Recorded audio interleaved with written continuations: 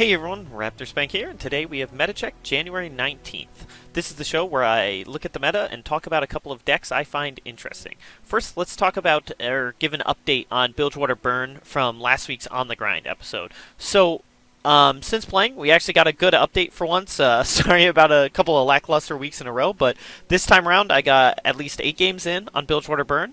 Played a couple of other decks in rank 2, but that was how many I got into just Bilgewater Burn. Went 6-2, which is a 75% win rate, and brings the overall to about 77%. So, still a really great deck. Still doing really great. So let's talk about the losses real quick. The 2 losses. One was to Plaza Scouts, which is the only time I've had to play against it in ranked. And the other one was to NPz Ezreal Draven. The wins were against Teemo Lock, which I saw twice, and I beat it both times pretty easily. So that matchup should just be really, really easy.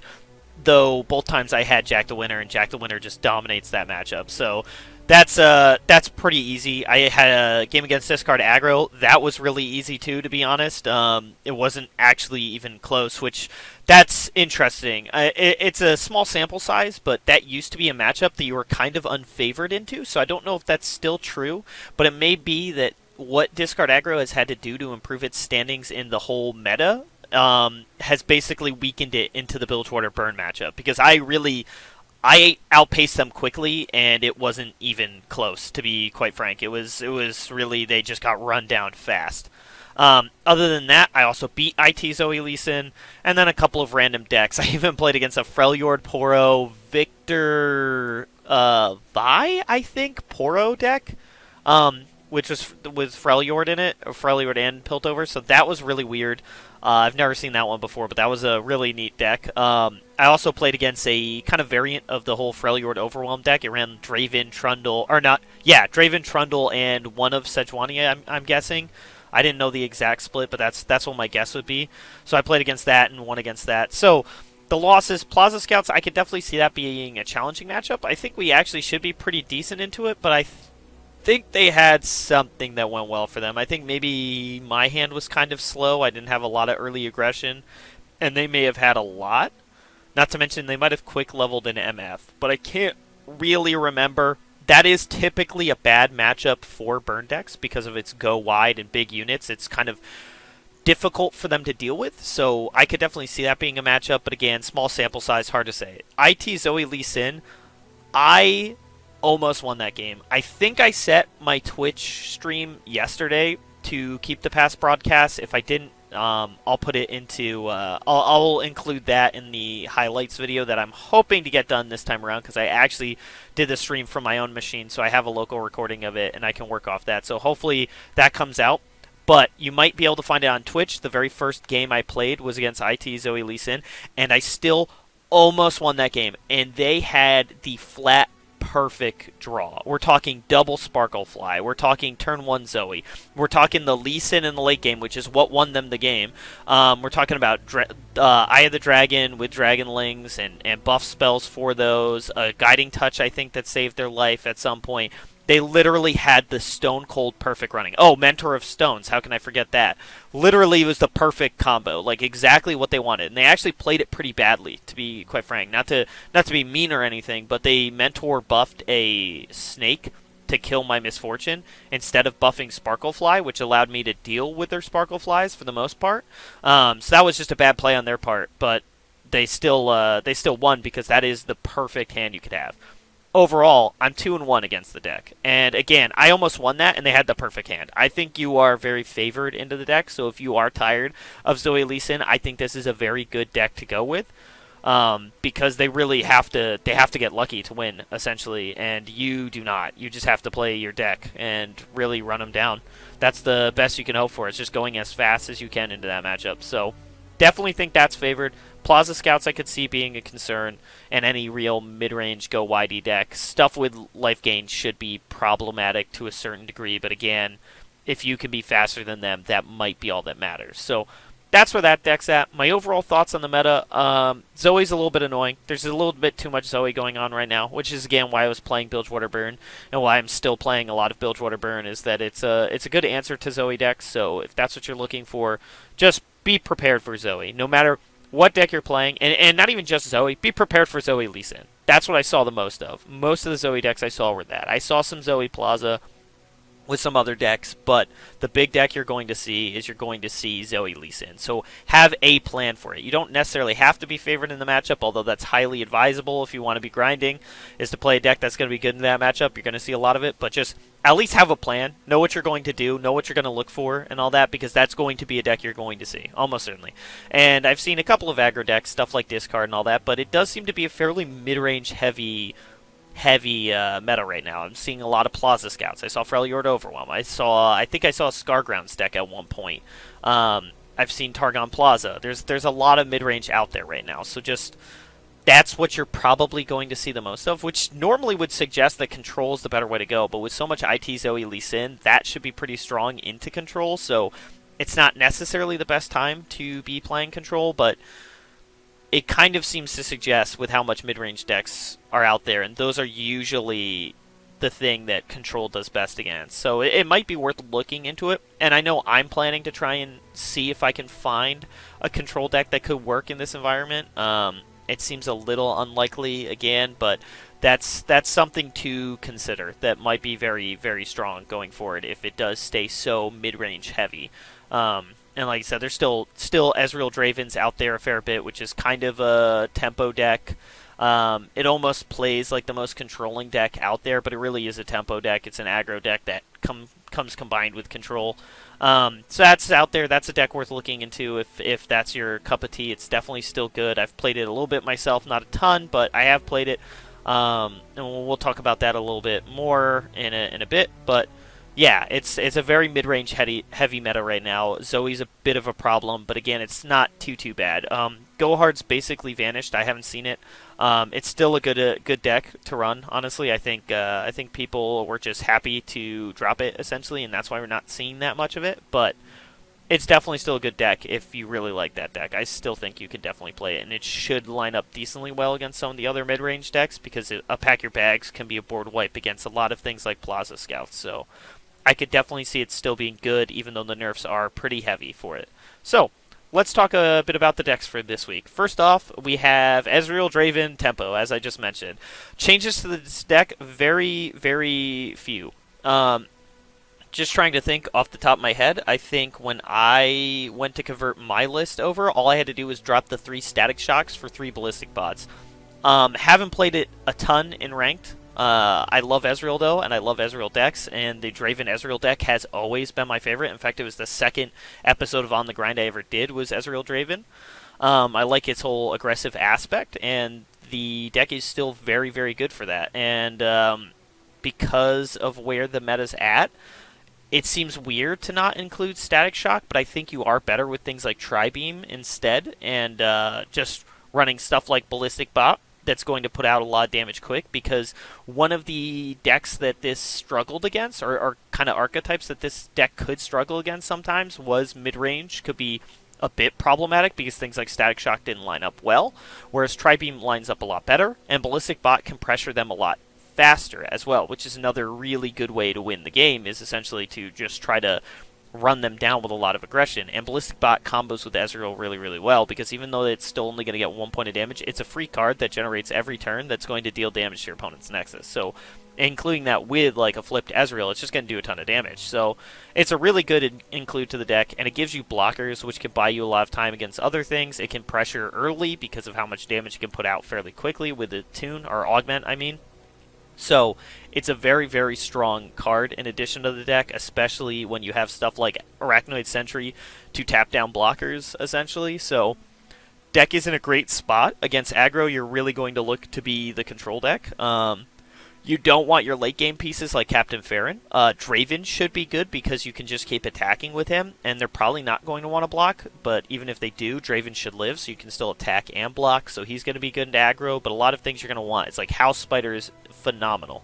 Arachnoid Sentry can be good if they're going to have something like Gangplank that you need to tap down, so that can be really good. Tri-Beam is great because you can kill a target and create a unit, and even if you have to cast it right away without actually getting any leveling up for it, that's fine. A 1-cost unit can trade with most things most aggro decks will have, and the 1 damage can kill a lot of things the aggro decks would have. Like the Bilgewater Burn deck, you can still kill a Precious Pet or a Saboteur with Tri-Beam without even leveling up, besides the fact we have a ton of ways to do it in the deck.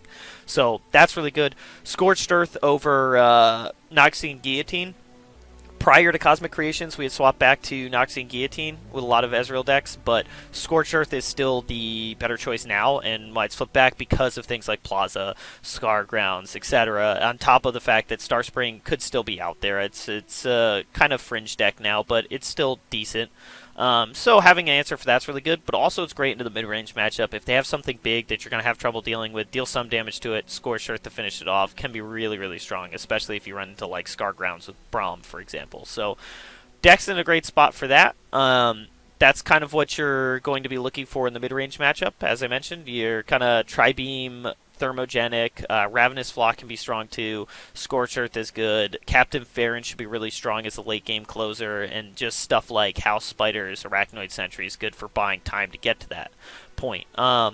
Against Control, Captain Farron's probably your best pick, and just try to go aggressive, stuff like a 2-drop like Ballistic Bot and House Spider, and then a good 3-drop like Draven is probably your best play or line of play. And just try to punch in as much damage as you can, and then look to close with something like Captain Farron. He probably won't live, but you'll be able to use those Decimates to finish off your opponent, hopefully. So that's the big plan for that. The next deck that we have to talk about is actually Scargrounds deck. Haven't talked about a Scargrounds deck yet on Metacheck, so this is going to be a first, and you're probably wondering right off the bat why I went with the list that I went with.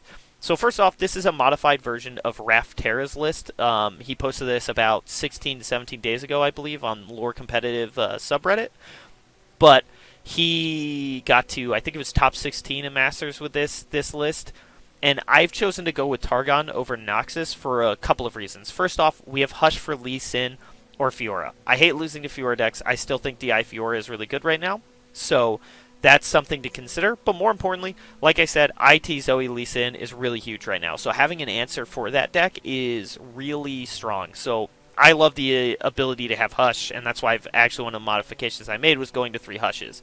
So that's why I think Targon's really strong, is that it helps that matchup, but then it also gives you Sparklefly and some incidental life gain with stuff like Guiding Touch for the burn matchup, or just in general for making the deck do stuff without having Scargrounds. We have a lot of things that benefit from being hurt or can hurt themselves. Being able to heal those things with Guiding Touch is really strong for if you don't have Scargrounds, at least you can keep your stuff alive. If you do have Scargrounds, the deck is nuts and insane, but this is another good option for it, for making it work even if you can't find the landmark. And again, it helps in the burn and aggro matchups. And then also, finally, Star Shaping is really good for Control. This deck, I think, kind of struggles a little bit against Control because things like Ruination are very hard for the deck to deal with. So the addition of Star Shaping gives you things like the Great Beyond to close out against decks like that, or other decks that are just gumming up the board and preventing you from getting through, because there's not a lot of overwhelm in the deck. There's just Rina and Ruthless Raider.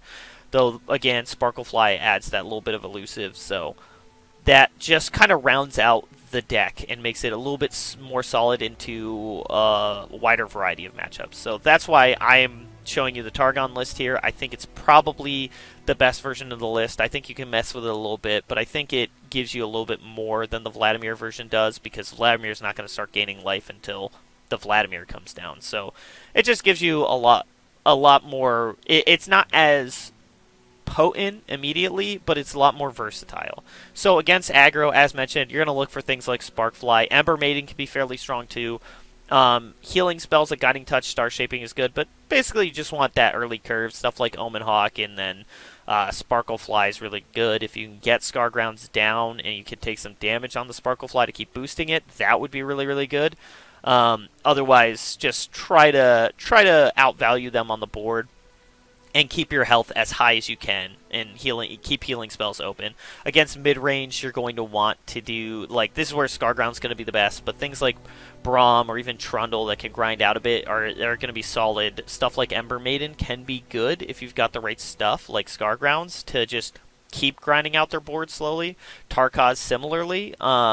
Vryn is a great way to finish against that deck, so is Star Shaping plus the Great Beyond. So that's just things to keep in mind. Troll Chant can be really good for making sure that blocks are in your favor. So things like that. Just try to outvalue them with your board, essentially. And then against Control, try to go as aggressive as you can. Ruthless Raider can be very strong into control decks, so look for things like that and stuff like Pale Cascade to keep it alive through removal and such, and then try to finish with something like Star Shaping into Great Beyond so that they have to have multiple answers to deal with it. So that's your blueprint for what you want to do in most matchups with that deck.